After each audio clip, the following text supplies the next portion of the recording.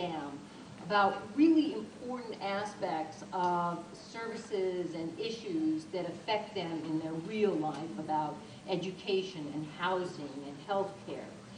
And the sum total of it gets spoken in the statistic that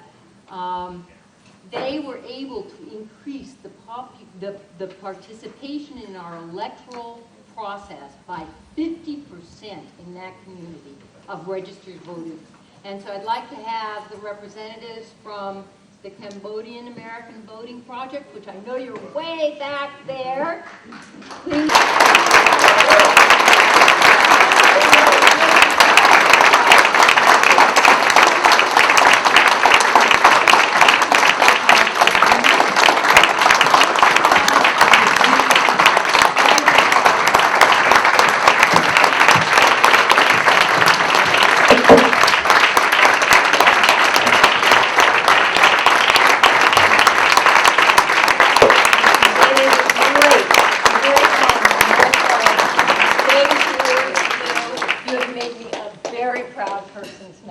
Thank you so much. Thank you so much.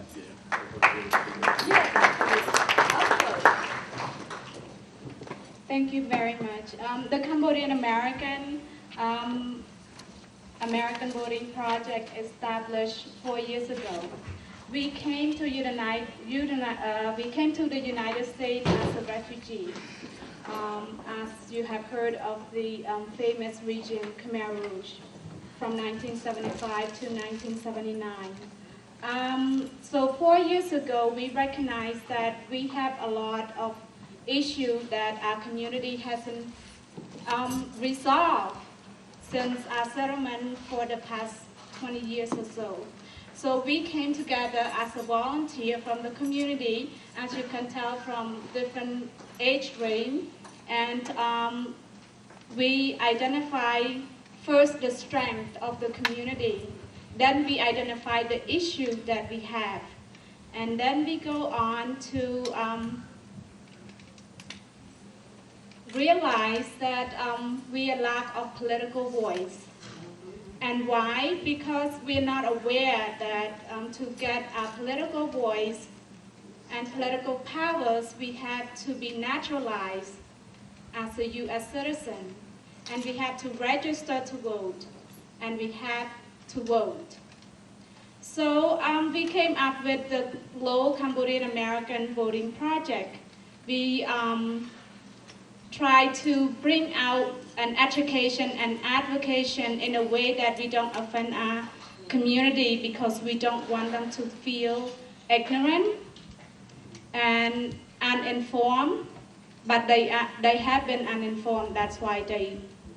are not aware of their right and things like that. So our group come together and we work, we identify the issue, and we come up with the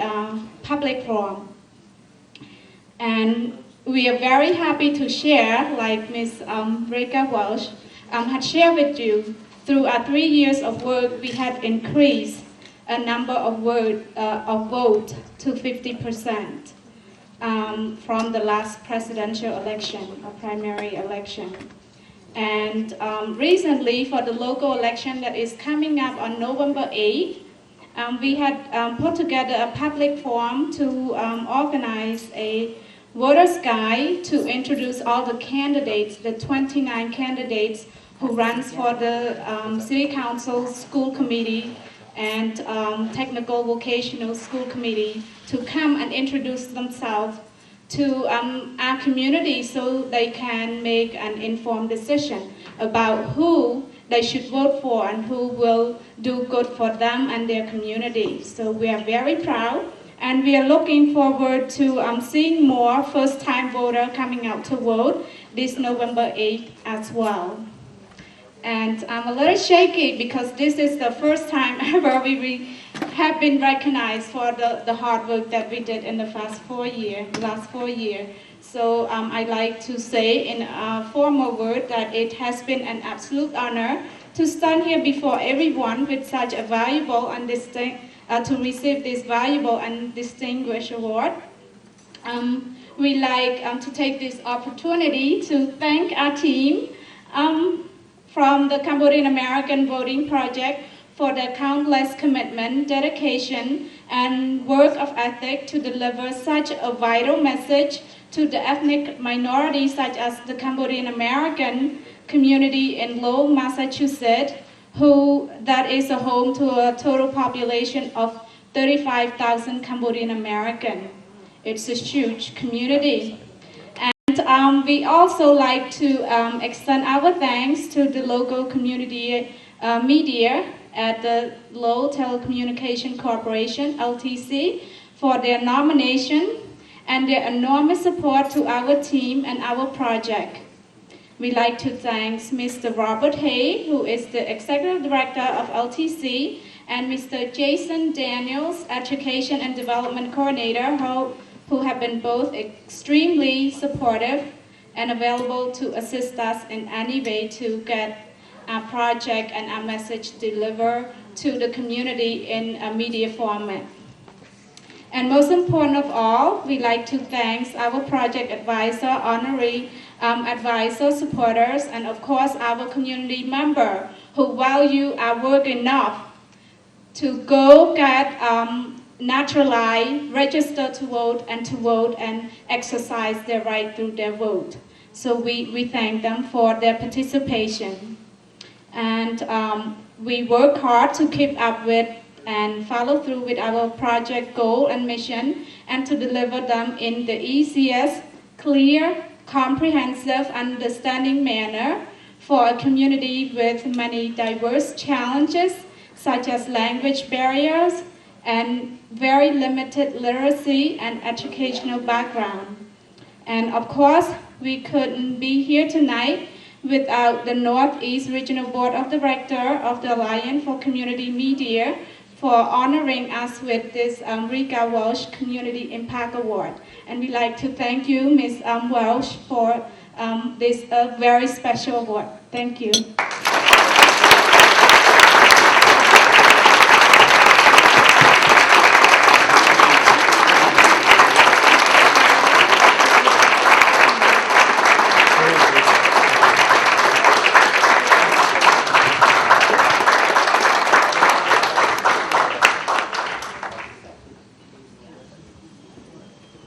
Thank you very much. Our next award is the Chuck Sherwood Leadership Award. This award recognizes an individual. Thing was, he had a lot to live, he had a lot to give people, but he also had this thing that he would say is, you know, don't give away the knowledge. ផែនការបោះឆ្នោតខ្មែរអមេរិកថ្ងៃនេះយើងធ្វើការជួបជាមួយអ្នកស្រី Phyllis Yafa ដែលគាត់ធ្វើការនៅស្ថានីយ៍បោះឆ្នោតវត្តលេខ7នៅគេហៅថា City of Low Senior Center ចា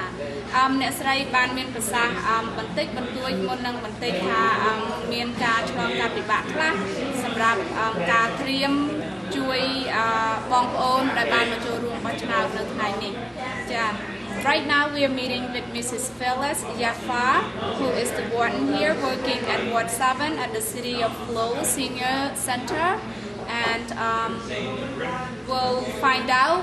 what kind of experience she has come across in terms of getting the voters ready since this morning on November 8th, 2005, which is a local election here in the city of Lowell, Massachusetts.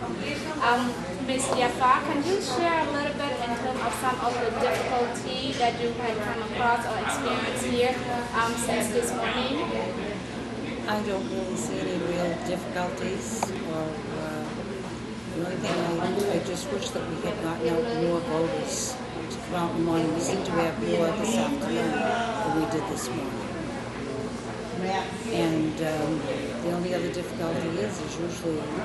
trying to find an interpreter to speak with some of the people. What language do you need an interpreter? Basically, whatever the languages are, Lowell is a diversity city where you not only have people speaking English, Korean, if I'm pronouncing it right, or Spanish, or even French. But I would say basically is whatever the new people of Lowell speak. So I'd say basically everybody but we would need people to understand what it is to go to vote. So, what language do you see being provided here as of today in WhatsApp? Spanish, we have Khmer, and we have Cambodian. Is that two different languages? That's basically what I've seen so far. ចាអ្នកស្រី Phyllis Yafat បានមានប្រសាសន៍ថាតាមការគេសម្គាល់របស់គាត់ឃើញថាពុំមានការពិបាកប៉ុន្មានទេក្នុងការទទួលបងប្អូនដែលមកចូលរួមបោះឆ្នោតនៅក្នុងតំបន់នៅថ្ងៃនេះប៉ុន្តែអ្នកស្រីឃើញថាកង្វះខាតមួយគឺខាងផ្នែកភាសាជួយណែនាំឲ្យបងប្អូនយើងបានយល់ដឹងអំពីរបៀបបោះឆ្នោតហើយគាត់ថានៅទីក្រុងឡូនេះមានបងប្អូនជាច្រើនមកពីប្រទេសក្រៅដូចជាបងប្អូនមកពីប្រទេសខ្មែរដែលត្រូវភាសាខ្មែរហើយនិងបងប្អូនដែលនិយាយភាសាស្ប៉ានីសដែលត្រូវការអ្នកបកប្រែជាភាសាស្ប៉ានីសហើយនិងភាសាដទៃទៀតចា Is that all? Is there any other comment you'd like to make for today? Just like to see more voters come out for the city election, but outside of that, no, I don't have any other comments. Okay. So far, Thank everybody for voting who has already voted. approximately how many voters have you observed coming to vote since this morning 7 o'clock up to right now about 5 to 3 o'clock? At this particular moment, I couldn't tell you the exact count. I would say it would be at least over a couple of hundred. Sounds like a great number, at least at this point. Do you anticipate more voters will be coming out today? I would like to anticipate more voters coming out today, but I don't know exactly how many more we would have. We are basically, at this ward, which is Ward 7, we have 3 precincts, and we each have our own amount of people. I'd like to see us all get over, personally, I'd like to see over 300. Well, thank you very much, and thank you for all the good job. I see the good team here, and they appear to be helpful to the voter who are coming out to vote for the first time. Thank you very much for having us, and thank you for coming and sharing even your comments with the voters. Why don't you come in and vote with us? Thank you. ធ្វើការជួបជាមួយលោកសៀងសាក់ដែលធ្វើការនៅសមាគមខ្មែរយើងនៅទីក្រុងឡូនេះគាត់បានមកជួយផ្ដល់ជំនួយខាងផ្នែកភាសានៅស្ថានីយ៍បោះឆ្នោតវត្តលេខ7គឺនៅម្ដុំ Broadway នេះចាតាមការសម្គាល់របស់លោកតើលោកបានសម្គាល់ឃើញមានស្ថានភាពបែបណាខ្លះកើតឡើងនៅក្នុងស្ថានីយ៍បោះឆ្នោតវត្តទី7នៅក្នុងនៅតាមដងវិថី Broadway នេះចាបាទទីមួយខ្ញុំឃើញបងប្អូនខ្មែរយើងហ្នឹងច្រឡំឬក៏រកកន្លែងមិនឃើញទីមួយណាដូចថាធ្លាប់បោះនៅកន្លែងផ្សេងទៅដល់ពេលនេះទៅកន្លែងមួយថាមកនេះដល់មកនេះថាទៅនោះអញ្ចឹងណាជាបញ្ហាមួយលំបាកហ្នឹងគឺសម្រាប់គាត់គឺរឿងកន្លែងហើយទី2ដោយសារបងប្អូនយើងខ្លះដូចជាថាមិនយល់ឬក៏ថាមិនដឹងអំពីកិច្ចការបោះឆ្នោតហ្នឹងខ្លះក៏មកបោះតែម្ដងដោយមិនបានចុះឈ្មោះជាមុនអត់បានចុះឈ្មោះទេស្រាប់តែមកបោះតែម្ដងដូចនេះហើយចេះតែខំយ៉ាងណាក៏ដោយដូចជាយើងខ្ញុំអ្នកបកប្រែសម្រាប់ជួយដោះស្រាយឬក៏ថាជួយសម្រួលក្នុងកិច្ចការបោះឆ្នោតហ្នឹងតែងតែខំដោះស្រាយជូនណាដល់ដោះស្រាយចុះឡើងទៅនៅសម្រេចត្រង់ថាមិនមានឈ្មោះបោះឆ្នោតដោយសារអីដោយសារមិនបានចុះឈ្មោះមុនពេលបោះឆ្នោតបាទអញ្ចឹងបាទចាដូច្នេះគាត់ហ្នឹងគឺមានសិទ្ធិជាសញ្ជាតិអាមេរិកកាំងហើយប៉ុន្តែមិនបានចូលរួមចុះឈ្មោះមុនទេបាទពិតជាអញ្ចឹងហើយគាត់មានសញ្ជាតិជាអាមេរិកកាំងប្រកាសហើយប៉ុន្តែមិនបានចុះឈ្មោះបោះឆ្នោតហើយស្រាប់តែដល់ថ្ងៃបោះឆ្នោតមករកបោះឆ្នោតតែម្ដងហើយដល់អញ្ចឹងទៅបោះមិនបានព្រោះមិនមានឈ្មោះបោះឆ្នោតចាសូមអរតែអត់មានឈ្មោះចាសូមអរគុណចុះក្រៅពីបងប្អូនខ្មែរយើងតើលោកបានសម្គាល់ឃើញមានបងប្អូនសាសដតីដែលជាជនជាតិភាគតិចប្រមាណរូបហើយការឆ្លងកាត់ដែលលោកបានសម្គាល់ឃើញហ្នឹងគឺមានស្ថានភាពបែបណាដែរបាទក្នុងរយៈ ពេលដែលខ្ញុំមកប្រចាំការនៅទីនេះខ្ញុំឃើញតែបងប្អូនខ្មែរហើយផុតពីនោះទៀតមានជនជាតិអាមេរិកាំងដូច្នេះក្នុងជនជាតិអាមេរិកាំងតែម្ដងมันមានបញ្ហាទេដូចតែគេធ្លាប់ដូចតែគេធ្លាប់ទៅគេមកដល់គេចូលបោះទៅគេធ្វើតាមកន្លែងតាមរបៀបទៅដូចជាមិនមានបញ្ហាទេប៉ុន្តែបញ្ហាហ្នឹងគឺតែបងប្អូនខ្មែរយើងនឹងតែម្ដងបាទចាសូមអរគុណនេះយើងនឹងធ្វើការជួបជាមួយលោកសាយ័នសឿនដែលជាសាធារណជនរស់នៅក្នុងទីក្រុងឡូនេះដែរចាយើងធ្វើការជួបនៅវត្តលេខ7នៅ City of Low Senior Center ចាលោកសាយ័នតើលោកមកនេះភារកិច្ចរបស់លោកគឺមកចូលរួមក្នុងការបោះឆ្នោតក្នុងនាមជា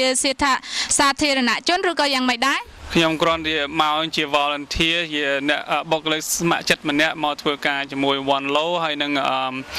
តំណាង Asian American Legal and Foundation Fund to do some exit poll survey tonight, so I'll be doing from 3 to 6. Ja, we are speaking with Miss Wanda Melendez and Miss Emerita Carrasquillo. Ja, both of them are the low citizen and they are coming to vote, and we like to find out a little bit what are their feeling coming out to vote today. Well, I think it's very important to come out and vote and give at least the candidates a chance to win the election. And I think it's very important every nationality to come out and vote because we need new faces, new ideas, and younger generation. And I think I think people should register to vote and because I think it's very important here in the United States. Okay. Are you living in Ward 7 as well? You coming here to vote? No, I live down Route 38. Okay. And I vote at the Pine School. Okay. And your reason of being here is? Well, this lady asked me to help her out, and I was willing to help her and translate because of a language barrier, and she didn't know how to vote or so I just helped her out. Okay. We'll speak with Miss Emerita. Is this your first time voting, Miss Emerita? No. No. So, has you always been having help from your family member or friend to come and vote? Que si te han ayudado usted a escoger y a votar. Sí, hoy sí. Hoy sí. Today they Yeah, ella me ayudó, sí. I helped. Okay. Is it difficult to vote? ¿Es dificultad votar? En el sentido que es difícil cuando uno no conoce quiénes son las personas que están postulándose, o sea, para que de eso.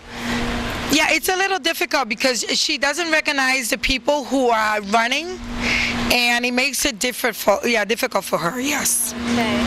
You think your choice of candidate will be able to run and serve you? ¿Tú crees que el candidato tuyo que usted coja le servirá, y le servirá a usted? Tú sabes que ayudará a la comunidad. Eso es lo que yo espero y es lo que confío. That's what she, has faith in, and that's what she will like to be. Okay. Well, thank you very much. I wish you well. You're welcome. Okay, you're welcome. Thank you. ឥឡូវនេះយើងកំពុងធ្វើការជួបជាមួយលោកក្លោកចន្ទថាហើយនឹងអ្នកស្រីព្រាបសដែលជាសាធារណជនរស់នៅក្នុងទីក្រុងឡូដែរចា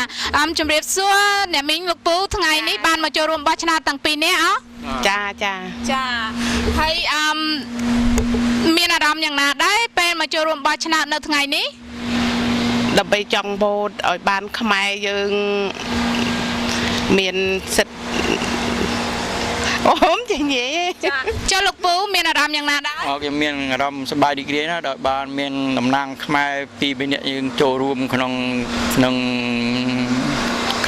ទីក្រុងឡូវែលនេះមានលោករ៉ាឌីមុំជ័យសម្បត្តិហើយនឹង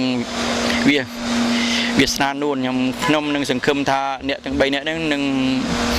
មានម្នាក់នៅធ្វើការនៅទីក្រុងឡូវែលយើងនេះចាសូមអរគុណច្រើនហើយចុះអ្នកមីងហើយលោកពូមានការចាប់អារម្មណ៍ដល់បេក្ខជនដែលមិនមែនជាសាសខ្មែរក្នុងការបម្រើដល់សង្គមខ្មែរយើងទេមើលទៅខ្ញុំជឿជាក់ថាឲ្យទីបេក្ខជនទាំងអស់ហ្នឹងគឺថានឹងមានការបម្រើខ្មែរយើងឡើងច្បាស់លាស់នៅក្នុងទីក្រុងឡូវែលយើងនេះបាទសូមអរគុណ ចាសូមអរគុណហើយនេះជាលើកនេះមិនមែនជាលើកដំបូងរបស់លោកស្រីហើយនឹងលោកមកចូលរួមបោះឆ្នោតទេមែនទេនេះជាលើកទីលើកទី5ហើយខ្ញុំបានមកបោះនៅក្នុងទីក្រុង Lowell ប៉ុន្តែជាលើកនេះជាលើកទី2ដែលខ្ញុំបានមកបោះនេះគឺលើកទី1បោះលោករិទ្ធីអង្គហើយលើកទី2នេះគេថាលោកជ័យសម្បត្តិហើយនឹងរ៉ាឌីមុំហើយនឹង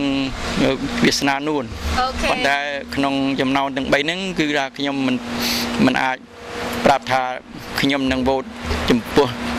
អ្នកណាម្នាក់ទេចាត្រឹមត្រូវចាសូមអរគុណលោកពូហើយសង្ឃឹមថាសង្គមលោនេះនឹងបានទទួលជោគជ័យនៅក្នុងថ្ងៃខាងមុខឆាប់ចាអរគុណហើយនេះនៅយើងធ្វើការនៅ City of Law Senior Center ដដែលយើងនឹងធ្វើការជួបជាមួយលោកអ៊ំប្រុសម៉ាទូចាដែលគាត់នឹងមកចូលរួមបោះឆ្នោតឥឡូវនេះគាត់ធ្វើដំណើរចង់ចូលប៉ុន្តែយើងសូមធ្វើការសម្ភាសមុនដំបូងសិនជម្រាបសួរលោកអ៊ំតើនេះជាលើកដំបូងរបស់លោកអ៊ំមកចូលរួមបោះឆ្នោតឬក៏យ៉ាងណាដែរបាទនេះលើកដំបូងហើយបាទខ្ញុំនេះមកជួយបោះឆ្នោតឲ្យបងប្អូនយើងខ្មែរយើង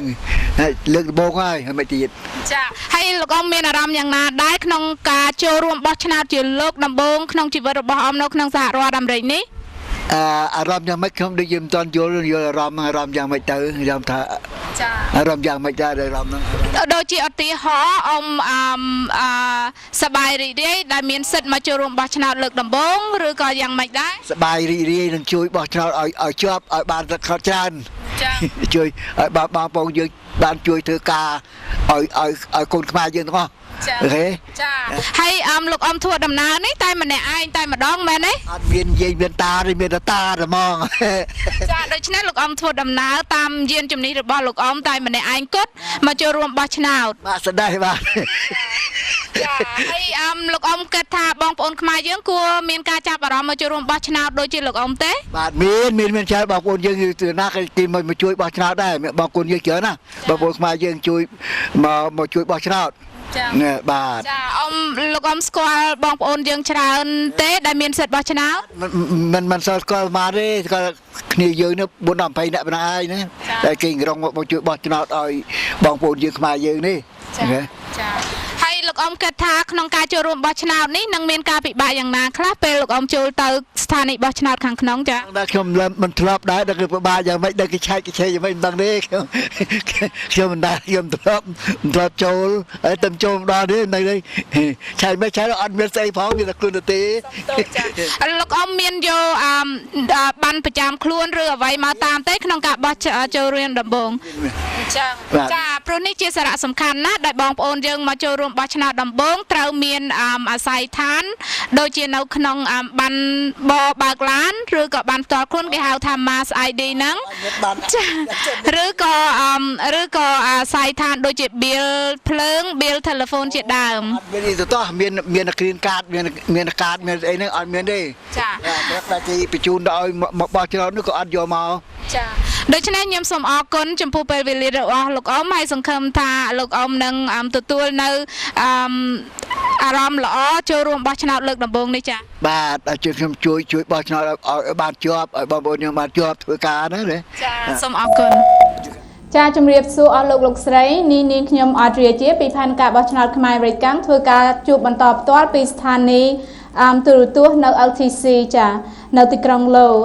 លោកស្រីបានឃើញហើយលោកសុផលមាសនិងនាងខ្ញុំផ្ទាល់បានទៅចុះជួបបងប្អូនយើងដែលចូលរួមបោះឆ្នោតនៅតាមស្ថានីយ៍បោះឆ្នោតនៅក្នុងទីក្រុងឡូ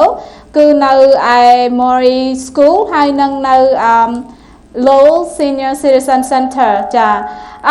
ស់លោកស្រីបើសិនជាទទួលការពិបាកក្នុងការចូលរួមបោះឆ្នោតហើយមានការឆ្លងកាត់ការពិបាកដូចជាការបញ្ជូនពីកន្លែងមួយទៅកន្លែងមួយឲ្យចូលរួមបោះឆ្នោតហ្នឹងលោកស្រីអាចទូរស័ព្ទទៅលេខនៅឯសាលាក្រុងគឺតាមលេខ978 970 4046ឬក៏978 970 4047 ហើយសូមជម្រាបថាបើសិនជាអស់លោកស្រីដែលជាបងប្អូនខ្មែរយើងមានសិទ្ធិបោះឆ្នោតហើយសូមអញ្ជើញចូលរួមបោះឆ្នោតឲ្យបានកកព្រោះនៅតាមស្ថានីយ៍បោះឆ្នោតឃើញថាមានបងប្អូនខ្មែរយើងស្ម័គ្រចិត្តជាច្រើនចាដូចជាអស់លោកស្រីបានជួបកន្លងមកហើយមានដូចជាលោកសៀងសាក់លោកប៊ុនថាគ្រួជាដើមហើយនឹងមានបងប្អូនយើងដទៃទៀតនៅរងចាំជួយបងប្អូនខាងផ្នែកភាសានៅគ្រប់ស្ថានីយ៍បោះឆ្នោតចាបើសិនជាមានសំណួរផ្សេងអាចទូរស័ព្ទទៅសាលាក្រុងយើងដើម្បីសំណូមពរយកជំនួយខាងផ្នែកភាសានឹងចាតាមការសង្កេតរបស់ខ្ញុំឃើញថាមានបងប្អូនខ្មែរយើងមួយចំនួនធំមកចូលរួមបោះឆ្នោតនៅម្ដុំ Acre ហ្នឹងដែលគេហៅថា Broadway Street នៅ Senior Citizen Center ហ្នឹងចាប៉ុន្តែបើសិនជាបងប្អូនកំពុងតែទស្សនានៅតាមគេហដ្ឋានពុំទាន់បានចូលរួមបោះឆ្នោតសូមអញ្ជើញទៅចូលរួមបោះឆ្នោតហើយសំណួរផ្សេងអាចចោទសួរទៅអ្នកកាន់កាប់ស្ថានីយ៍បោះឆ្នោតនឹងបាន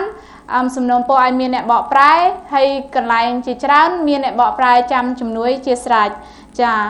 ហើយបន្តិចទៀតក្រុមការងារយើងនឹងចេញទៅធ្វើការជួបផ្ទាល់នៅតាមស្ថានីយ៍បោះឆ្នោតផ្សេងទៀតហើយពុំបានមកចាក់ផ្សាយជូនបងប្អូនបន្តផ្ទាល់ទេព្រោះយើងមានតែ2នាទីទៀតទេចាម៉ោង4ពេលវេលាយើងនឹងកំណត់ផុតទៅហើយសង្ឃឹមថាអស់លោកស្រីបានទទួលព័ត៌មានពិស្ដារពីលោកប៊ុនសុងសូមុននឹងយើងខ្ញុំបានចូលមកពេលនេះដែរហើយបានយល់ច្រើនពីសិទ្ធិរបស់ខ្លួនហើយសូមរំលឹកដែរថាបើសិនជាអស់លោកស្រី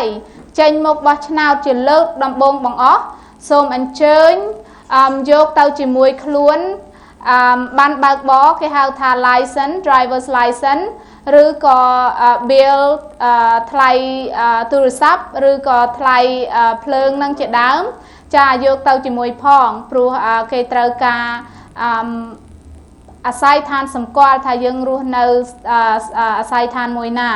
ហើយសូមជម្រាបថាបើសិនជាបងប្អូនព្រួយបារម្ភហើយពុំបានយល់ច្បាស់ថាពេលវេលាបោះឆ្នោតនឹងដល់ប៉ុណ្ណានោះគឺយើងអាចមានសិទ្ធិបោះឆ្នោតរហូតដល់ម៉ោង8យប់នេះចាគឺចាប់ផ្ដើមពីម៉ោង7ព្រឹករហូតដល់ម៉ោង8យប់នេះគឺនៅខែវិច្ឆិកាត្រូវនឹងខែ11ថ្ងៃទី8ឆ្នាំ2005ចាគឺបោះឆ្នោតជ្រើសរើសទីប្រឹក្សាក្រុងទីប្រឹក្សាសាលានិងទីប្រឹក្សាសាលាផ្នែកបច្ចេកទេស skill ហ្នឹងគេហៅថា technical vocational school ហ្នឹងចាដូច្នេះសូមអញ្ជើញចេញបោះឆ្នោតចាតាហើយនឹងទាមទារសិទ្ធិតាមសម្លេងឆ្នោតរបស់អស់លោកស្រីកំខានឡើយហើយអស់លោកស្រីមានសិទ្ធិបោះឆ្នោតជូនទីប្រឹក្សាសាលាក្រុងគេហៅថា City Council ចំនួនពី1នាក់រហូតដល់9នាក់ហើយទីប្រឹក្សាសាលាអស់លោកស្រីមានសិទ្ធិបោះឆ្នោតពី1រូបរហូតដល់9រូបចាហើយនឹង Technical Vocational School Committee ហ្នឹងលោកស្រីអាចមានសិទ្ធិបោះឆ្នោតឲ្យពីម្នាក់ទៅ2នាក់ដូច្នេះមានតែបេក្ខជន2រូបទេតែចូលឈ្មោះដូច្នេះអាចបោះឲ្យម្នាក់ឬក៏2នាក់បើអស់លោកស្រីពេញចិត្តចាហើយបើសិនជាមានបញ្ហាឆ្លងកាត់បញ្ហាការលំបាកដោយផ្នែកណាមួយសូមទូរស័ព្ទទៅលេខនៅសាលាក្រុងលេខ978 970 4046និងលេខ978 466 7111